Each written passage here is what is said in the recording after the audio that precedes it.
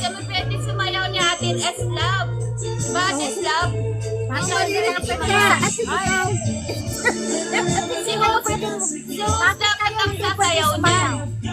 Bakit hindi kayo pwede sumayaw? RR. Ate dito, dito. Oh. Hindi, kasi ang bibigat ng katawan nyo para kayong mga drum. Ayan o. Tingnan natin. Tingnan natin yung katawan nyo, ha?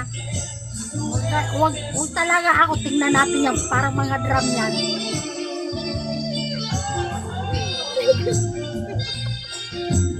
Hinaharap lang namin. Tingnan natin. Ayan o.